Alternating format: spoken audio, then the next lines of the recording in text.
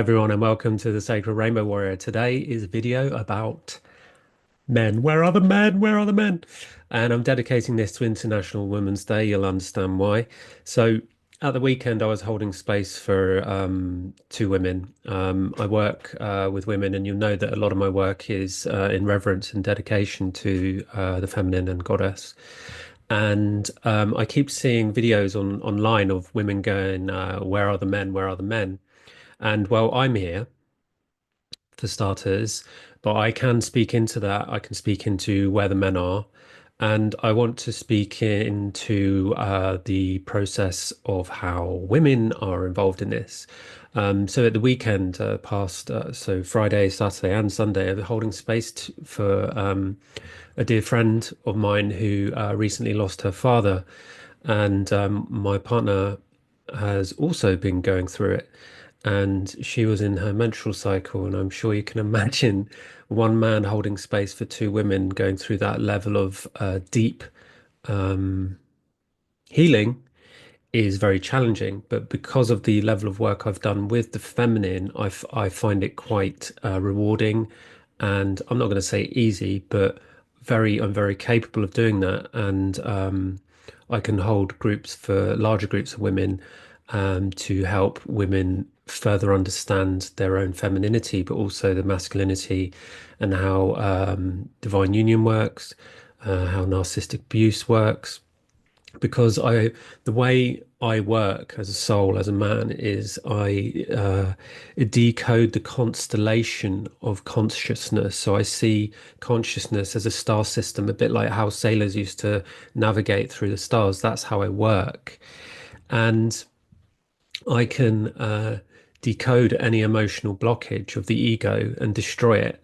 But it does require participation from the other. It requires participation from you if you're working with me to take responsibility for that ego and say, yes, okay, that's true, and you let it go.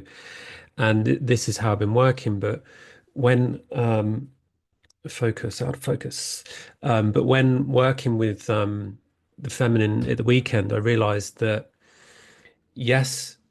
And I'm going to get into about men not turning up because it's really interesting. But yes, men aren't turning up, but it's also this hidden toxic matriarchy, which is very difficult to pinpoint.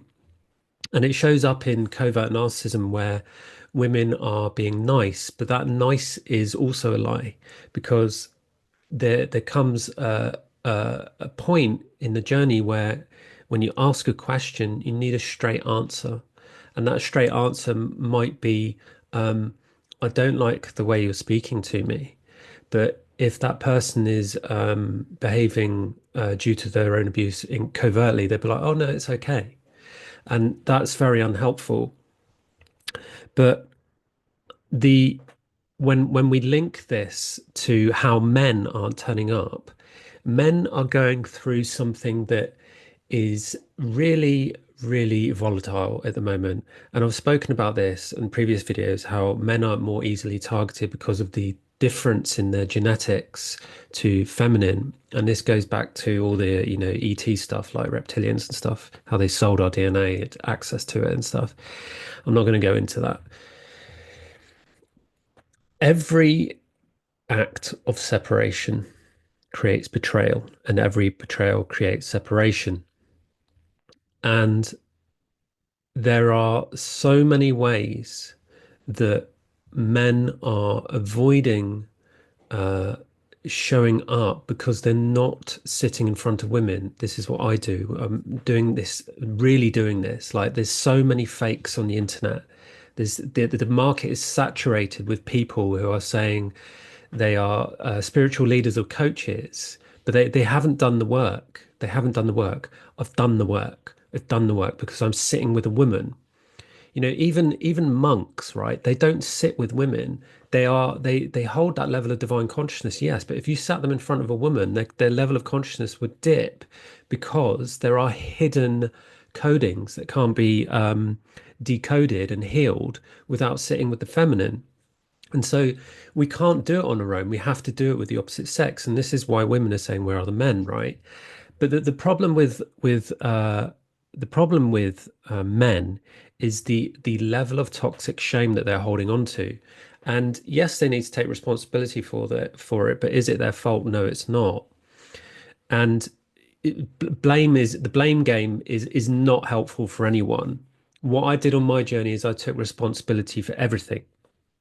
And you can see this on my warrior sessions on my channel. It's a separate section where I interview men, and the first two men are so brave. They came up and they confessed the sexual abuse they received, right? And I've spoken about this, how abnormal it is, how many cases there are of sexual abuse on men, but also women. And I've gone really deep with this, and I understand how it works and understand how to heal it. And these, a lot of it requires facing your shame and taking responsibility for it, which means, as I did, you point the finger at yourself, because every time you point the finger at someone else, you say they're narcissistic, they're this, they're this, they're that. You're hurting yourself, and you're not taking responsibility for it. So you're delaying your shame, which is a form of grandiose narcissism, because grandiose narcissism is based on laziness. It's based on, oh, I'm there. I know more than you. I'm going to stop there and I'm going to tell you to keep you there so that you don't go above me, because then I will feel lesser than you. And this is apparent in everyone. I had to heal it. I had to heal it. And it comes through the energy of preaching, which you see a lot in spiritual bypass communities, spiritual communities. And everything revolves around grief, which revolves around water. See my videos on fire and water. And water is the emotions, but when we get into the deep emotions, this is why I held space for my friend at the weekend. Is you need we need to support people who are going through the grief portal, because if they go down and they don't know how to come back up, they drown in their grief, and that can lead to bad things, let's say. The grief portal can only end with consciousness. You need to bring consciousness to it. Otherwise, it continuously suppressed through attachment, when there needs to be sacrifice and letting go. And the sacrifice isn't sacrificing our happiness or joy or any positive emotions. It's about sacrificing toxic attachments. And I help identify and recognize those attachments. Like, for example, the big one, the really big one, which women especially find difficult to let go of, is family, toxic family. And most women will say, "Oh no, I love my family, they're great to me." And then I will point out how that's not the case. And this isn't again, a blame game or a slagging match about family members or people that we care about. It's about taking responsibility for being in your own energy and severing any distortions of codependency. And codependency isn't just about relationship, it's about anyone you love. And codependency springs from the original source of distortion as loneliness. And, if you listen to my He Lives Animal podcast, I link every form of healing with a story and an animal. And codependency is one of the shadows of the crow. And the crow is linked to the feminine archetype of the crone. And the crone can be linked to fairy tale stories like that one where Hansel and Gretel, where she builds a house out of sweets and she ends up cooking and trying to eat the children, right? And it's based on the crow has like this shadow. Every shadow has a masculine shadow and a feminine shadow, light and dark, right?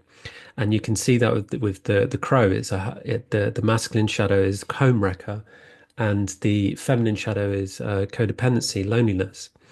And so when we work in divine union like this, like with my partner, you can understand how challenging it is for men and women to work together, but it is possible with guidance, and I can help guide any woman or man through this process if they're willing to meet me in this arena, because it's about co-creation, and co-creation is you meet each other halfway. You don't stand over here and I come all the way over to you.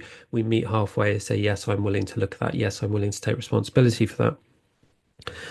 And I'm a great space holder for that, because I've healed it myself. I've gone so deep, I've healed it all. And I'm releasing a video in a sister channel, Prophecy Walkers, my Divine Union channel with my partner, on Thursday, which is a really big deal for me, because it's showing the ritual and ceremony of how I move through my emotions as a man, And I could really do with all your help, actually, especially if there's any women listening, to get the word out there that there is a man here. There is a man standing in his divinity, in his deepness, in his heart, who's trying to make a difference to help women rise. And I have been calling out men to come meet me, but it's very difficult for men to stand in their own divinity because they're not fully aware of the level of self-destruction that they're holding on to and the level of attachments and shame. And it can be very volatile. And I'm speaking from experience because I had to go through that. And it needs a lot of gentle guidance.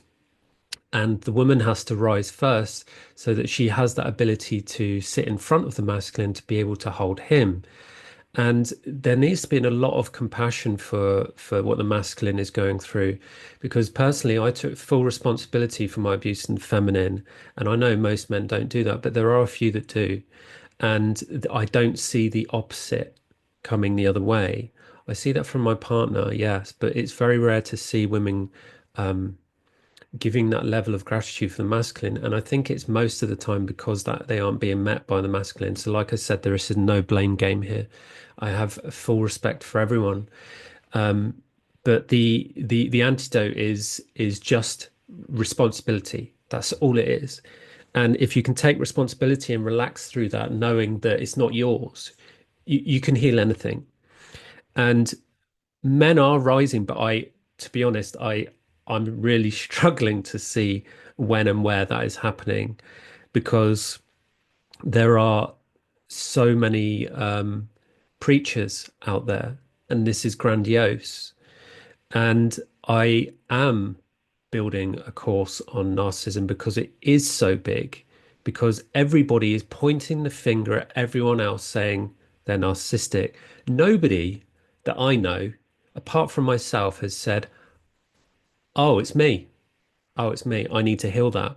And that's what I did. And I was told so many times by professionals, you can't heal bipolar, you can't heal ADHD, you can't heal OCD, you can't heal anxiety, you can't heal depression, you can't heal apathy, you can't heal complex post-traumatic stress disorder, and you certainly cannot heal narcissism. And it's bullshit.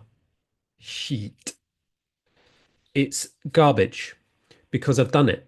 And this is what my video is about that's coming out on Thursday. It's huge because I healed the unhealable, and I'm trying to bring this level of consciousness in purity. And it's really difficult because my platform is quite small at the moment. And I'm building my website, which will be live by Thursday. And I'm trying to get to this level where my voice is being heard. It's really difficult when a man reaches this level of divinity to be heard on the vibration that his heart is speaking of, because the danger is being heard, like just being heard as every other man. But I'm speaking from a really, really pure place here.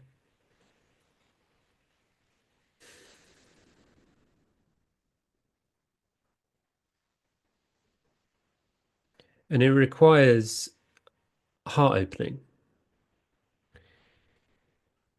It requires surrender,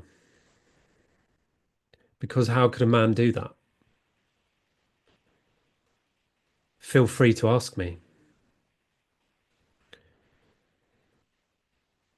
But you can tell by my energy how tough this has been for me. You can tell. I'm doing everything in my power to make this happen, to help humanity. I am so deeply in service to humanity, it's unreal. Because I know what's coming. And there's great and there's not so great. And I'm going to do some videos on that. But I really need your help. I really need your help to get the word out, because people need us. People need me. People need my partner. You can work with both of us. You can work with us individually. Work with us in groups, and we're growing. And it's happening fast and it's happening slow all at the same time. And the this war between the masculine and feminine is coming to an end. It's come to an end and it's coming to an end. And if you're saying there is no such thing, it's simply not true. It's simply not true. If you're living in divine union, make yourself known. If you're not, you cannot claim that because the truth is we mirror everything within each other. We mirror everything. And if there is a pain point, a judgment, any negative connotation whatsoever, that's a form of separation. And a form of separation is just a form of war. And separation can be healed. This is what divine union is all about. We are doing it for real, for real. We're not just saying we're doing it. We're not emotional tourists. I learned about this phrase at the weekend from my friend. I can't believe it exists. I can't believe there's people out there like that. Um, but this is it. This is it. This is what everyone is looking for, especially women. And I really wish there were some men looking for this as well, because I'm here as a brother. I'm here as a brother. I'm here to look up to you so that we can look up to each other. I'm here to support my brothers. And I really, I really hope to start seeing that. I really hope to start seeing that. So I'm going to do another video. I'm going to do another video which explains in more depth how the feminine and masculine to work together. I'm doing it about divine union and a new way of dating, right? Because the way we date, the way men and women meet each other at the moment is through it's through the wrong avenue. You can't meet your twin flame in this way, this sexual lust. So I'm gonna call it there, but please help me get the word out, and thank you for listening. Bye bye.